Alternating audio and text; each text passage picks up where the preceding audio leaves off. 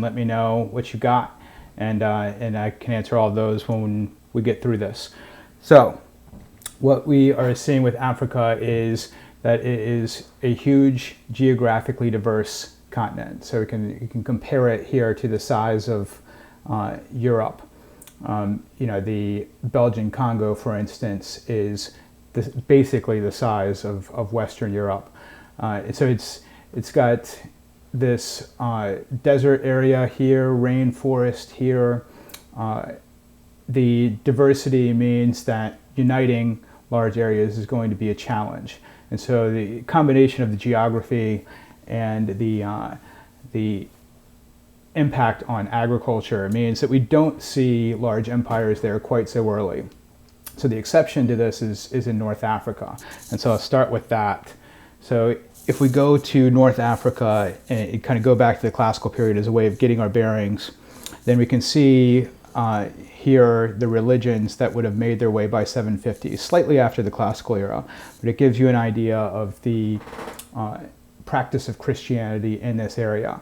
And so if we go back a little bit before that, we would see the Roman Empire controlling much of northern Africa. It defeated Carthage in the Punic Wars and later defeated Egypt. And so even in that period, we would have had trans-Saharan trade going across the desert.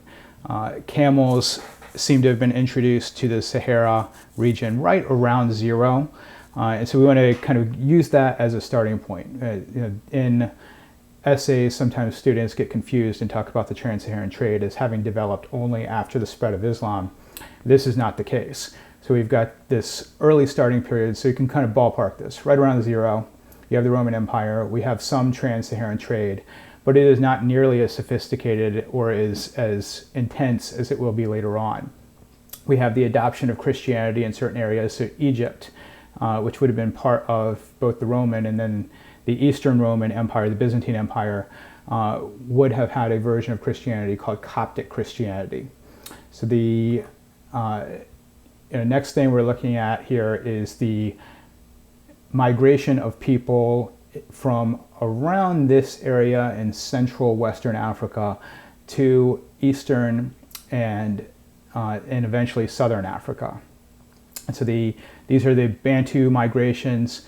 There is actually a migration that occurs after 1000, but the Bantu migrations had mainly been completed by 1000. And so if we look at this last one, what we see is the Bantu are able to penetrate into the rainforest. And sociologists will do studies about just about anything. And what they have found is that the penetration into the rainforest probably wasn't possible without iron tools. And one of the ways that they figured this out is they had in the Amazon area, they had graduate students and college students go through and try to chop down trees with stone tools, and they found that just didn't work so well.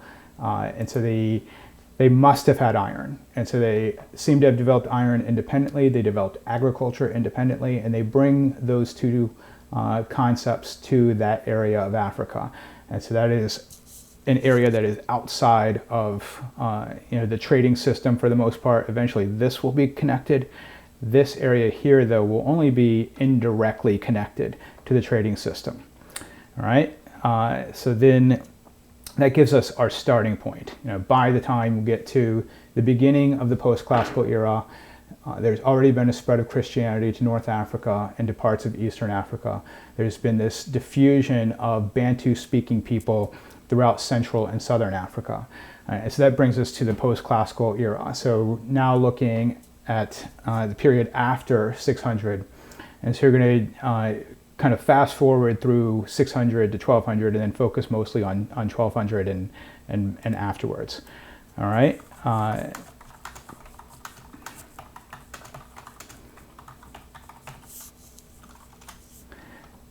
All right, so then here we see the diffusion of Islam across North Africa and then into Western Africa, and then we'll talk about this diffusion to East Africa in a little bit. We see it here as well. So we can see wave 1, wave 2, and then a third wave. And so the first wave is the Caliphate coming through and conquering northern Africa. So the Umayyads first, and the Abbasids would have ruled pretty much all of North Africa.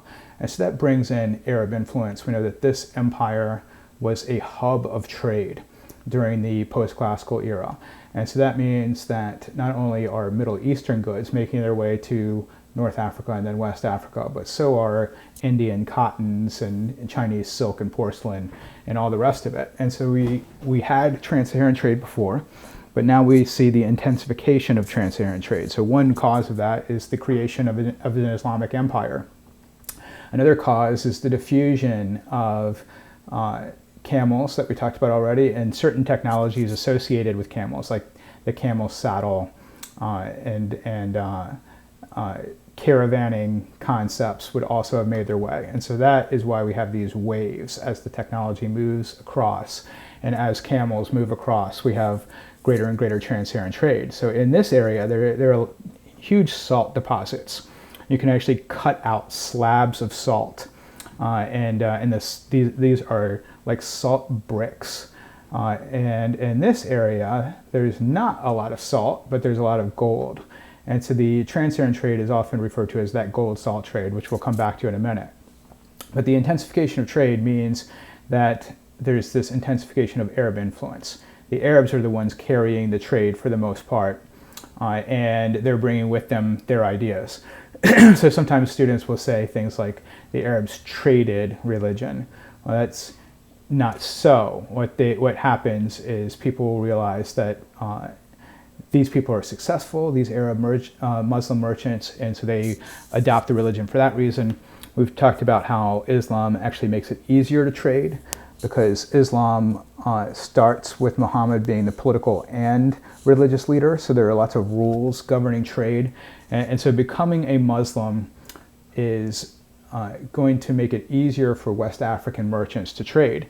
And so the groups that we're going to see drawn to Islam will be mostly those merchants and the elites. Your common Africans are generally not going to be drawn. So you mentioned that gold salt trade. The carrying of gold and salt back and forth is going to be lucrative. And so we're going to have states that emerge here taxing that gold salt trade. And that becomes kind of the basis of their power, is this tax of gold salt trade. And so one of the states, the most important for our purposes and kind of getting an example of West Africa, is Mali. And so you can see the dates here are a little bit iffy. It depends on how generous you are and considering some of the later successor states to Mali part of that empire. But this empire comes into existence after Islam has started to catch on here. The rise of the empire is something that goes back to legend. There's the legend of Sundiata, the Lion King. And I'll get to him in a little bit more specifically. But the figure of Sundiata was almost certainly historical. But what emerges is kind of this idea of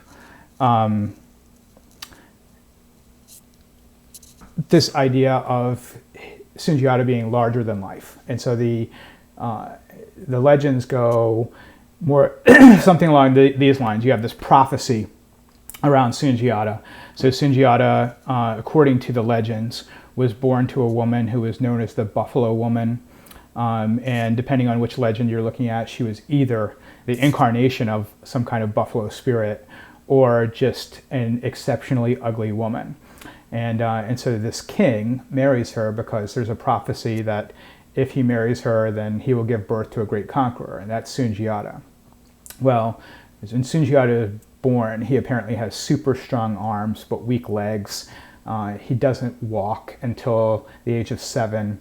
And the legends say that either he kind of figured this out on his own, and so one of the legends says he's so strong in his arms that he has a metal rod made and he kind of pulls himself up and starts to walk around. And the other says that when his father dies, his mother just tells him, you need to learn how to walk and be a man. But there's that kind of prophecy. In another prophecy, he rips a tree out by its roots. And depending on which version you're looking at, he either plants it in front of his mother's house, or he bangs it down on the ground as a way of loosening something from the branches. So this Lion King eventually goes into exile, and much like in the Disney movie. There's no Hakuna Matata interlude, but eventually Sundiata returns and takes his rightful throne. And so there's kind of this legend of a ruler who's the founder.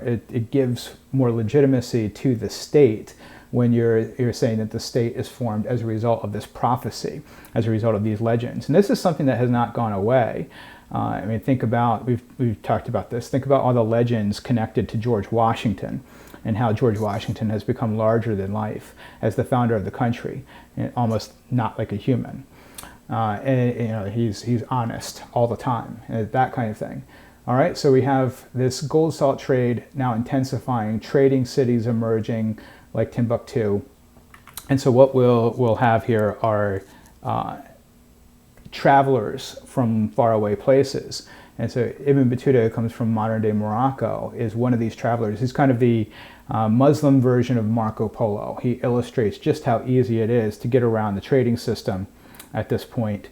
And so he goes to Mali, and there's this passage where he's observing the women, and he claims that the women are naked. They're altogether naked, which is not true. We have competing accounts that don't say the same thing. But what he probably encountered was that the local tradition would have been that children went unclothed until they reached adulthood, and women were clearly much less clothed than what Ibn Battuta was used to up here. And so as Islam has spread to Western Africa, it has been transformed.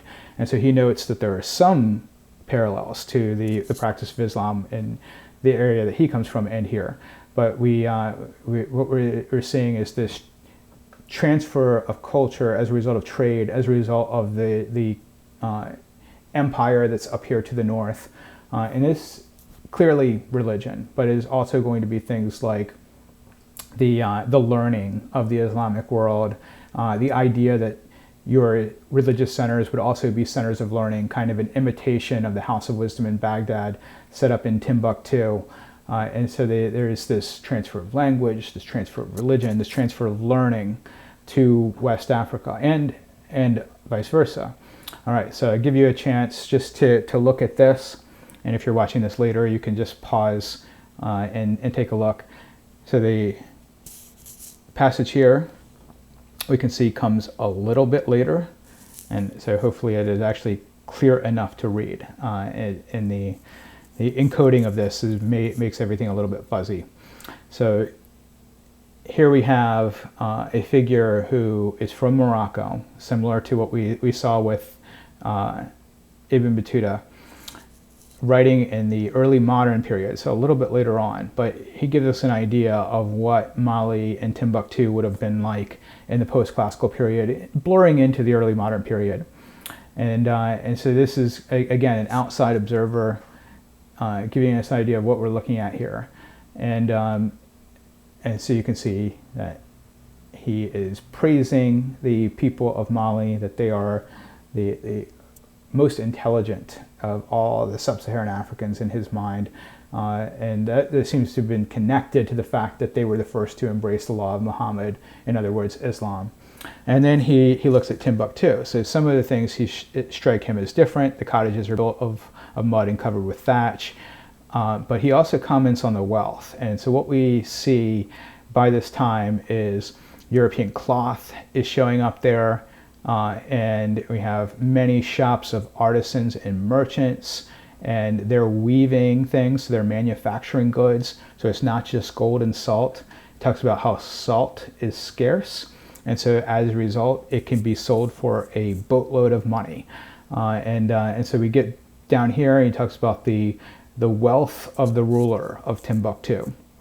And so the kind of big overarching message here is that this is an area that is connected to that global trading system. it gives us a case study of how the intensification of trade has impacted the western part of Africa. And so kind of coming back to the state of Mali. Mali is considered to be part of the Islamic world. So that's Dar al-Islam. Dar al-Islam is the all of the different Muslims around the world. So whether they live in India or East Africa or West Africa or Southeast Asia, they are all part of Dar al-Islam. And so this is the world at peace, in contrast to the world at war, which is the world outside of the Islamic world. So it's a useful term because the caliphate is going to rule territory that's roughly in that region. And so there needs to be a concept that includes the areas that were not part of the caliphate. And so the state of Mali would have been considered part of Dar al-Islam. And so one example of this, the famous example, is that of Mansa Musa. And so Mansa Musa has entered into legend a lot like Sundiata. And so Sundiata, the legendary founder, prior to Islam, Mansa Musa is the Islamic ruler who famously took the pilgrimage to Mecca via Egypt. And on the way, he is giving out so much gold as charity or to buy goods that he actually devalues the gold in Egypt and causes widespread inflation. And so that this is useful to us as an example because Mansa Musa is following the 5 pillars. He's taking the Hajj, the pilgrimage. He is obviously following Sharia law, the Islamic law, and he is a West African ruler who is participating in these traditions that originate in the Middle East, in the Arabian Peninsula. All right, so going back to this for 1 minute, what we see in Dar al-Islam is not just the diffusion of things like Islam, but I mentioned the diffusion of other things. Here we have the diffusion of bananas. And so we have bananas coming from Southeast Southern Asia and then catching on in first the Nile region and then other parts of sub-Saharan Africa. So this is another example of how that works. Here we have kind of a cultural blending. The mosques that were built in places like Timbuktu and Jannah, Gal, are examples of that blending. So we're going to see a similar dynamic in Eastern Africa. And so again, we kind of want to go back and look at what was happening there before the Muslims showed up. And so here we have East Africa. By the 7th century, it's already seeing trade come in from places like India. There were Chinese merchants that showed up there. And so by the 7th century, there are a number of merchants that have decoded the monsoon winds, since we talked about that environmental understanding. Now, the understanding of the monsoon winds improves after this, but we don't want to say things like rulers or merchants figured out the monsoon winds in 1200. They had done that before. And so this leads to a seasonal trading pattern, because you have here the direction of the monsoon winds on this map. And so you can see that for part of the year, they're blowing in the direction of East Africa, and part of the year, they're blowing in the direction of the Middle East and India. And so that is going to lead to these diasporic communities of merchants setting up. So here we also see kind of the progress in terms of the development of Swahili culture, which is what we'll get to next. So by the time we get to the 9th century, Muslims are definitely showing up in this region. So we're seeing conversion to Islam among the elites. And so once again, it's merchants and it's rulers who are converting, not so much your working class Africans, your farmers. They tended to remain animistic, believing in spirits, believing in forms of magic, divine magic, that sort of thing. So what has happened here is this blending of Bantu-speaking people and Arabs. So you mentioned the monsoon winds. So the Arabs that came here, they often had to stay for several months until the winds shifted.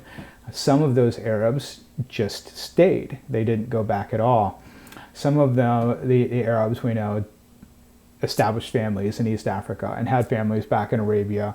But what we're seeing overall is kind of an intermarriage between the two, and definitely a lot of trade interaction, because this region tended to be the exchange place between places in the interior and the Indian Ocean.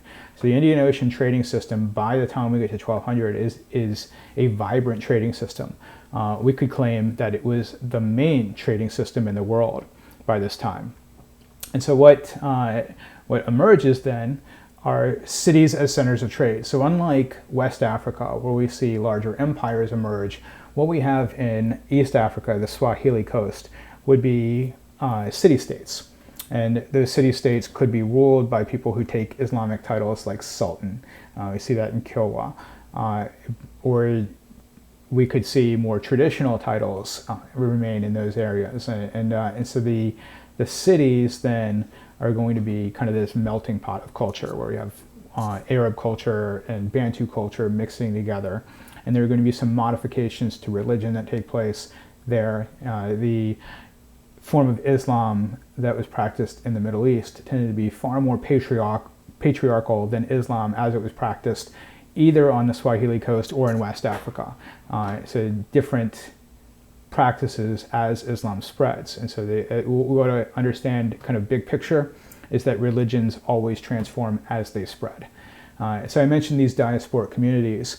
So what we would end up with are Arabs moving to these areas, some of them permanently, and forming sometimes communities that mix with the Bantu, and at other times what we would call a foreign enclave, an area that was basically the Arab section of town that was separated from other types of ethnic groups there. So as a result of the formation of these diasporic communities, we're going to get that kind of mixing that I talked about. So the syncretism is cultural blending. Diffusion is the movement of culture. So we could say that Islam diffuses to East Africa. And as a result of that diffusion, we would see the construction of mosques. As a result of syncretism, which is cultural blending, we would see mosques built employing African cultural standards, so kind of blending together Arab influences and the influences of the Bantu people. We also see syncretism when it comes to the treatment of women. So in East Africa, the tradition was matrilineal descent, which means that you have inheritance and you have titles passed down through the female line. And in many parts of East Africa, that's continued. And so you would have predominantly Islamic practices among the elite, but they would keep this matrilineal component. And that's often what we see with syncretism. This happens accidentally, but we can kind of frame this as something that happens more deliberately.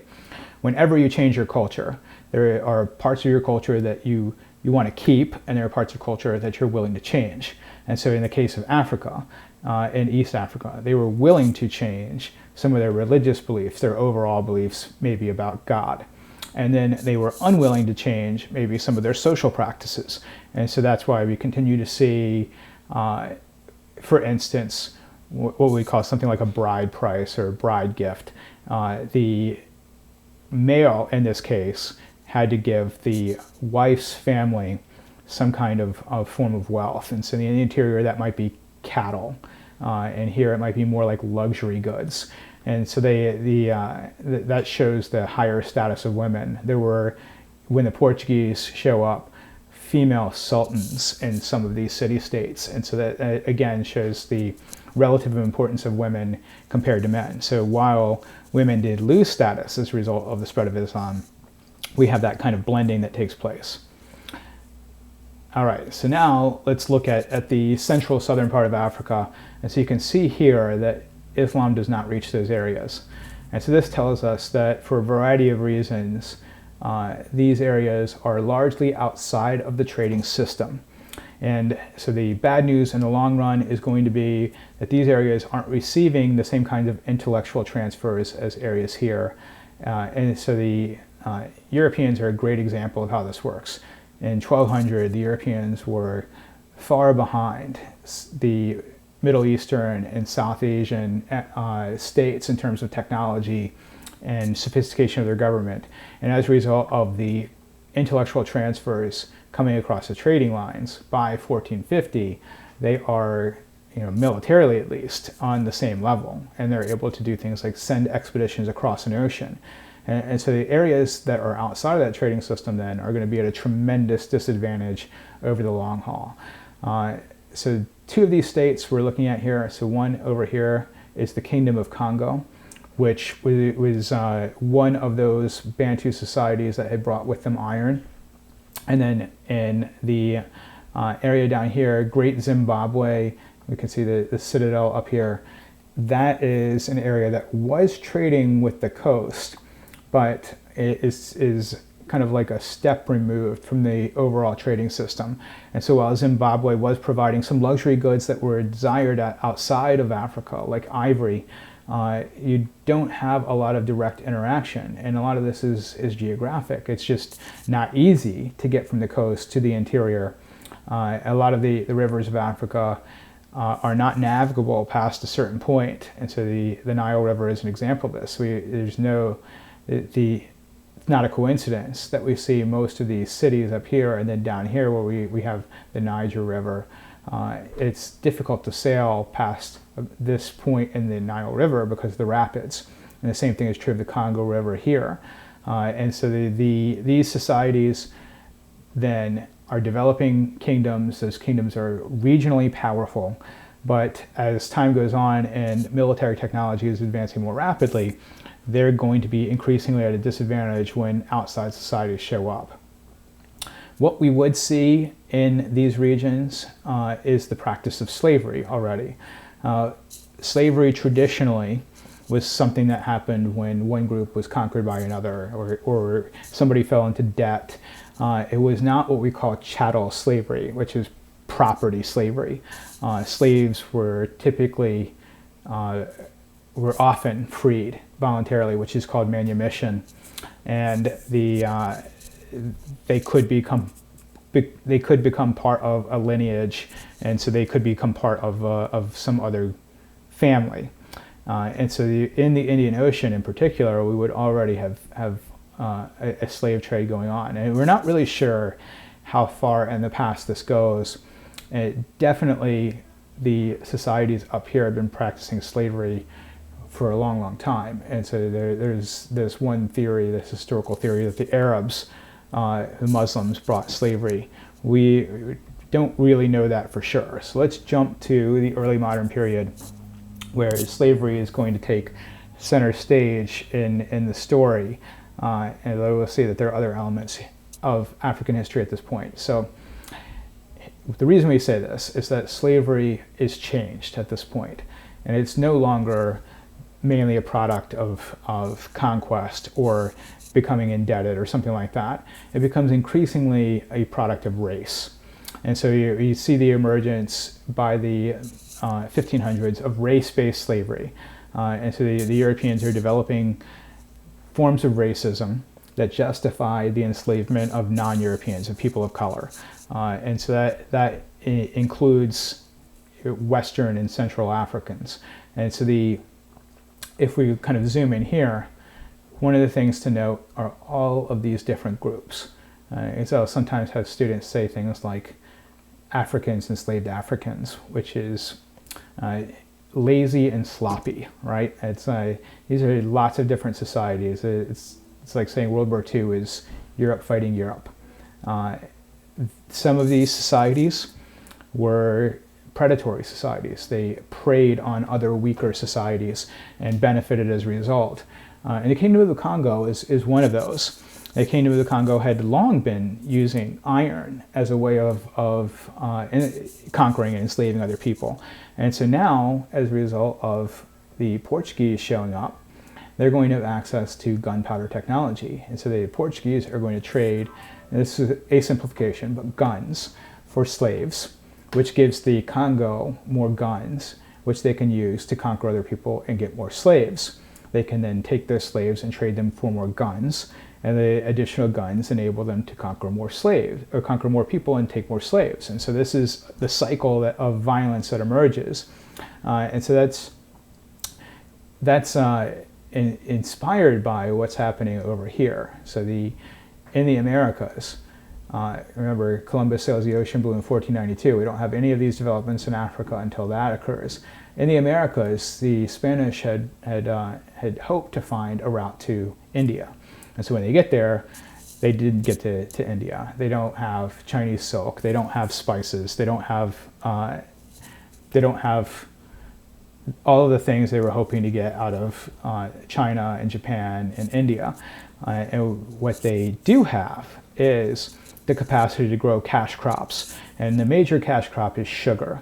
And so we see a shift to plantation agriculture focused on cash crop production, which could be sugar, it could be coffee, it could be cotton later on. That becomes the really big one. And so you can see that the biggest transfer of slaves are occurring to those colonies that produce a lot of sugar. So again, going back to the Portuguese had a ruler, a prince, Henry the Navigator, who financed a lot of expeditions exploring West Africa. And so he was hoping that they would be able to go right across here and then get to India. Instead, Africa is, from the perspective of the Portuguese, disappointingly large. In 1495, a Portuguese explorer, Vasco da Gama, then sails around the tip of Africa and reaches India. So remember, ballparking this, around 1500, this is when the Portuguese are showing up. They're establishing a trading post empire along the coast of Africa. And so the combination of Portuguese explorers showing up here and the Spanish sponsoring expeditions to the Americas leads to this link between Africa and the Americas. And so the overall link between the Europe, Africa, Asia part of the world and the Americas is the Columbian Exchange. So the Columbian Exchange is what creates this demand for slaves in the Americas. And so that is one element of the Columbian Exchange. It is also what brings in a lot of new foods to Africa. And so this is going both ways. When African slaves went off to the Americas, they brought African strains of rice with them, among other crops. And then the other way, we have crops like peanuts really catching on in Africa. And so this slave trade here, this is the Middle Passage, which resulted in something like 30% mortality rates. And the conditions were just awful on the slave ships. And if you have a chance to watch the movie Amistad, it is a brutal but great illustration of just what was going on here. Because these slaves are now considered property, chattel, they were treated like any other good, and so many of them were lost in the voyage across. And so you would expect that the extraction of slaves and the death of many of them in the voyage across would lead to depopulation in Africa. But it's not the case. What happens instead is the Columbian Exchange brings in so many new foods that Africa's population overall goes up. It obviously would have gone up more had the slave trade not taken off the way it did. But the demographic impact is not what you would think. Instead, what we get is in these communities, because they're enslaving mostly men, we have disproportionately female populations, but it's not going to lead to population decline. All right, so this Atlantic slave trade, so I've described the Middle Passage. What this does is it brings a lot of African influence into places like Brazil. We continue to see this today.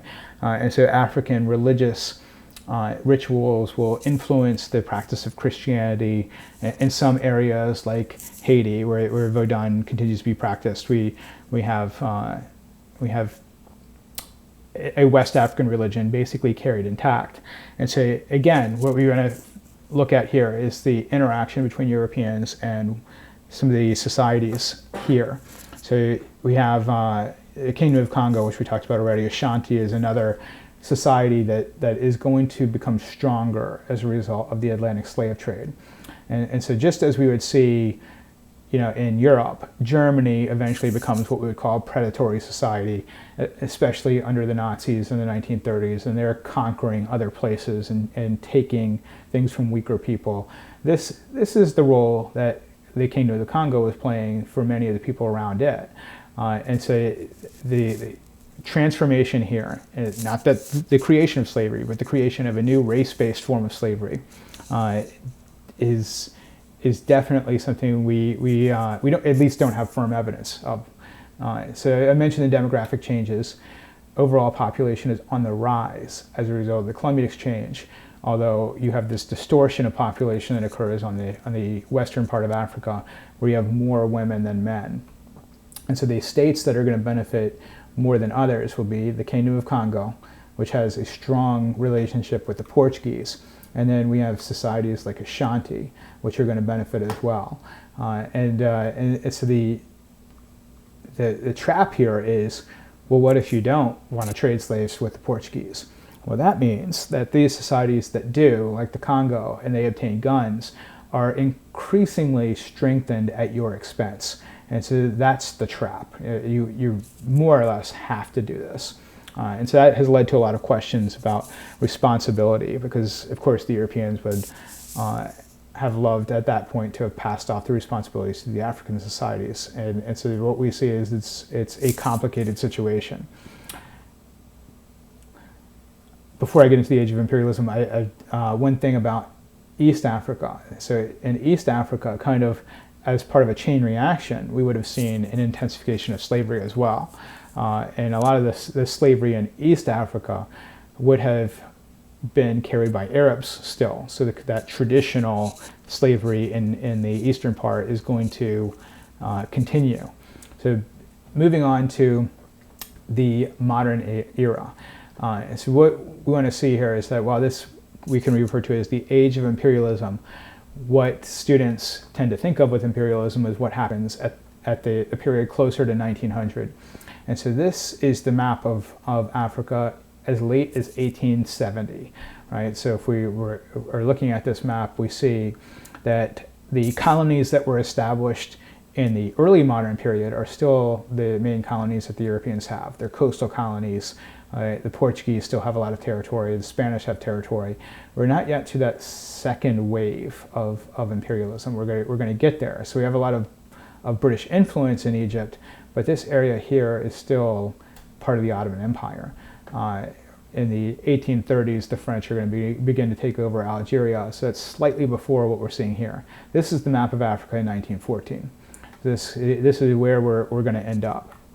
So let's take a look at what we mean here. So just to give you an idea of why the map on the left looks the way it does, in the earlier colonial era, the Europeans were really only able to establish large empires in areas where Afro-Eurasian diseases killed large percentages of the population. Remember, a musket was inaccurate and can only fire about 3 shots in a minute if it was a well-trained soldier. So that means that penetrating the interior of Africa was really difficult. So not only do you have large populations of Africans that wouldn't want the Europeans to penetrate, you have rainforests, you have diseases that the Europeans tend to die of in large numbers, like malaria. And so the Zulu resistance is instructive. So Shaka Zulu is a Zulu monarch who basically adopts a phalanx style of warfare. So the Zulus are going to use overlapping shields, spears, in order to fight. And so this well-trained, well-disciplined force was able to defeat other African societies in southern Africa. And it was also able to hold off Europeans. And so in spite of the fact that they didn't have gunpowder weapons, the Zulu resistance of European expansion was pretty effective. And Shaka Zulu, the story goes, the legend, is that he goes insane when his mother dies. And so he wants everyone, all people, all animals, to feel the same sadness that he does. And so the story goes that when calves were born, baby cows were born, he would kill their mothers just so that they could feel his sadness. And so that kind of craziness gets you assassinated, which is what happens to Shaka Zulu. But his military reforms live on. And so even when the British are beginning to expand in the late 19th century, and so even then, after the development of rifles, and even after the development of of machine guns. The Zulus win several battles against the British using their knowledge of the land and their ability to ambush the British, their superior numbers. But eventually, as we close in on 1900, the British are going to be able to defeat the Zulu. And so once you get to machine guns and mobile artillery, that means that the Europeans can just overcome large numbers of indigenous population or indigenous resistance. All right, so a lot of this then we tie to the Second Industrial Revolution. So really there's only one Industrial Revolution, but around 1870 what we see are some changes. The development of telegraph lines, railroads would be widespread by this time. We now have electrical generation and internal combustion engines, and so basically modern technology.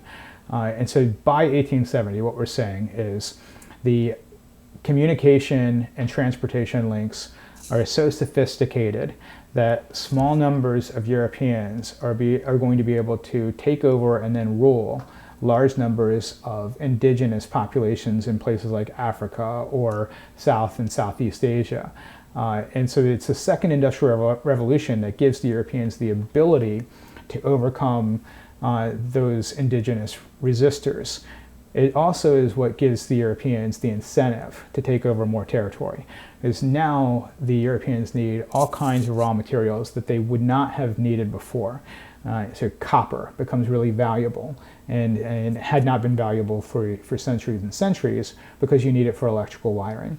And the famous example is of rubber in the Belgian Congo.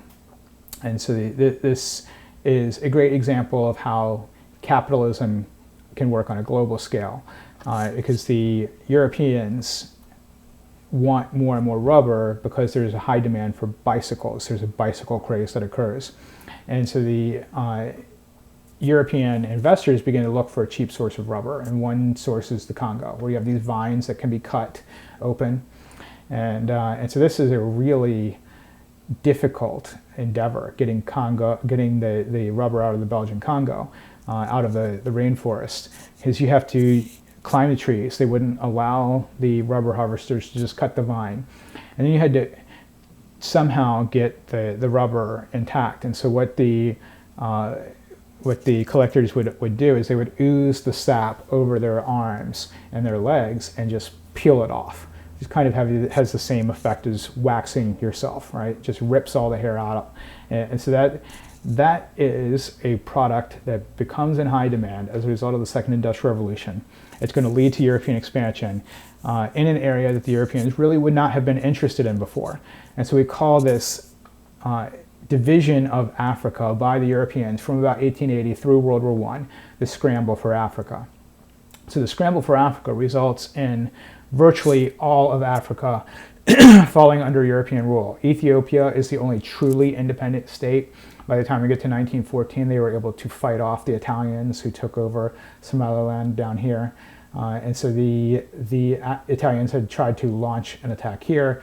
Ethiopians had their own gunpowder weapons. They're Christian, remember, so they were able to use that tie with other Europeans to their advantage.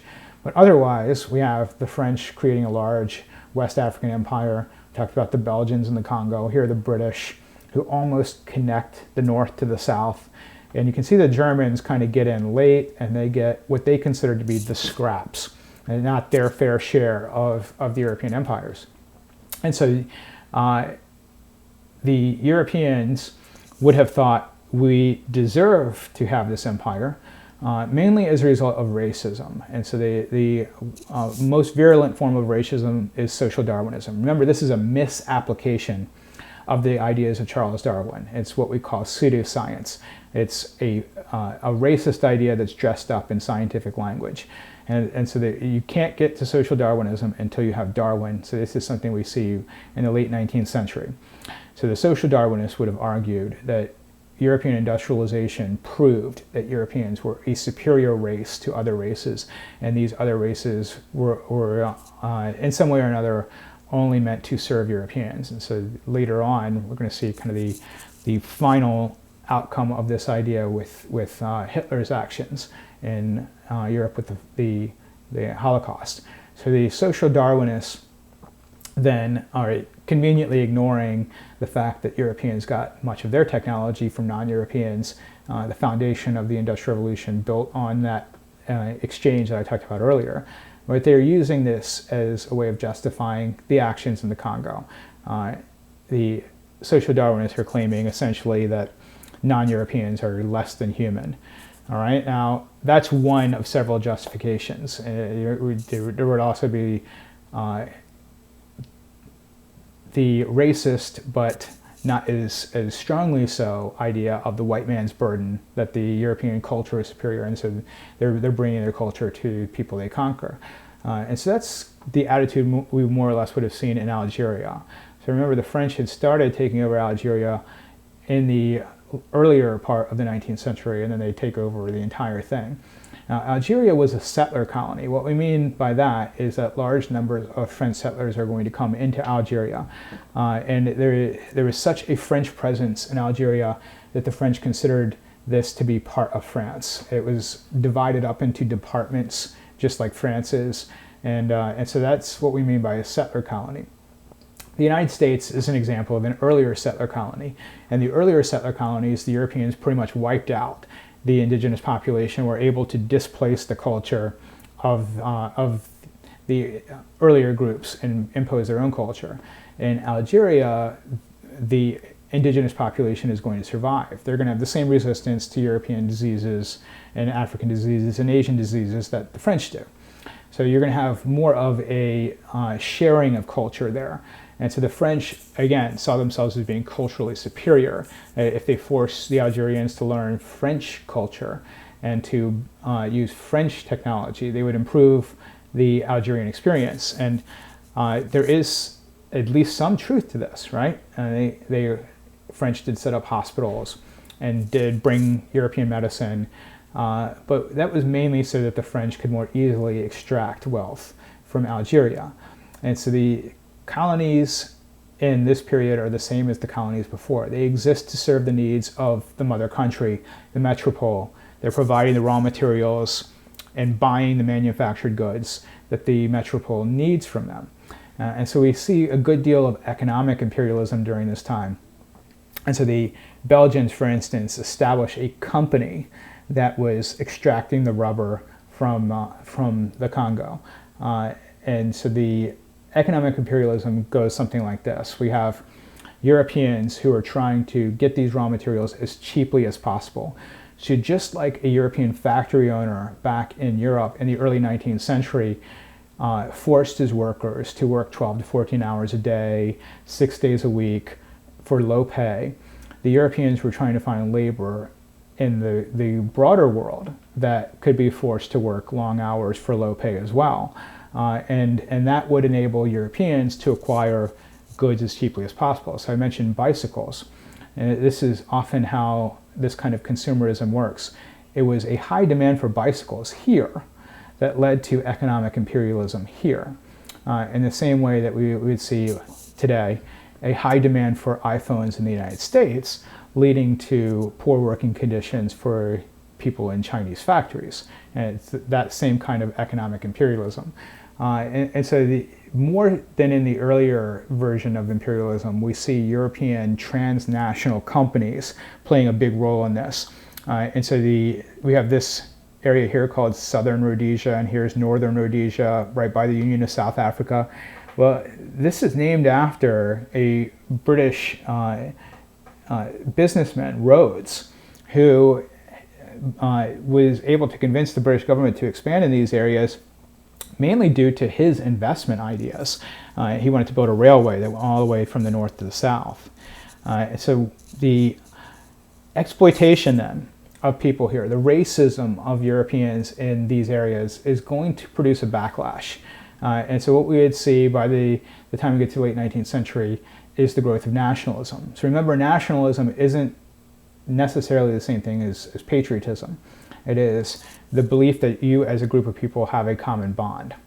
Well, what is that common bond? And so this is one of the things that as we've moved into the contemporary period, we've talked about more. Are you nationalistic as an Egyptian? Are you nationalistic as an Arab, which would include, all of this territory? Are you nationalistic as an African, which is what we call Pan-Africanism? So the deal with nationalism is that initially it's oppositional. People aren't sure what defines their nationalism, but they do know that in this area they hate the French, and they want the French out of there, and they want to rule themselves, and they don't want to have to abide by French rules and go to French schools and that sort of thing. But they're not really sure if the nationalism should be local or if it should be broader. And so this is going to take a while then to figure out, in the same way that it took a while for the Italians to figure out their nationalism. So Italian nationalism really is sparked by Napoleon's conquests right around 1800, but the Italians don't really begin to form their own country until the 1860s.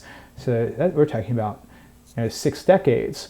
And we'd see similar kind of development in Africa. You have to figure it out. Are we going to be Egyptian nationalists, Arab nationalists, Pan-African nationalists, or something else?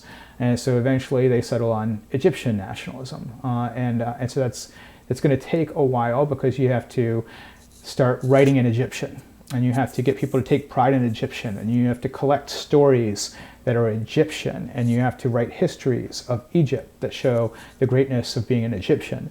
And as time goes on, you're able to use Western exploitation and racism to bring in more and more of the population and resisting the Europeans. So that is where we get by the time 1900 rolls around. So we have European control of these areas, but there's already a sign that this is going to weaken with African nationalism. And so we talked about the time frame for Italian nationalism. German nationalism would have been on a similar time frame. Indian nationalism on a similar time frame. So the nationalist movements are going to be successful when we get to the Second World War. That's going to weaken European empires to the point that they begin to disintegrate. All right, so hope that helps. If you watch this and you still have questions, or if you want to share how you made it all the way through and we're still awake, let me know. But thank you for watching, and hope it helps.